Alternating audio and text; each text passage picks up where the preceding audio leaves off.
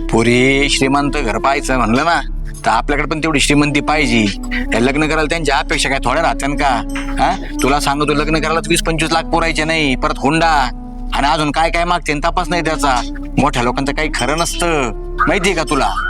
असं तुम्हाला वाटतंय पप्पा, पण अहो जरा विचार करा. मला तुम्ही एवढं छान वाढवलं, इथून पुढे अजून चांगलं वाढवणार कोणतरी भेटलं, सांभाळणार कोणतरी भेटलं तर तुम्हाला आनंदच आहे ना या गोष्टीचा. अगं पोरी, नुसता पैसा पैसा पाहून नाही जमत. तुला माहितीये का, तो मुलगा खूप चांगला आहे, निर्व्यसनी. त्याच्या घरचे माणसं सुद्धा खूप चांगले आहेत. मी 4 गावात चौकशी केली तेव्हा तू यासाठी स्थळ हे फायनल केले, माहितीये का तुला?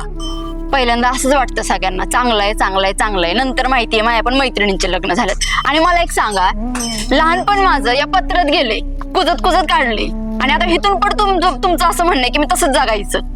मी का जगायचं तसं? तुला असं का वाटतं बरं मी तुझ्या आयुष्याचं वाटोळं करीन म्हणून? अगं बाप आहे मी, हा? तर हाताच्या फोडाप्रमाणे जपलंय तुला मी. तुझा विचारच करेल ना चांगला. मग मी पण तसंच विचार करते ना.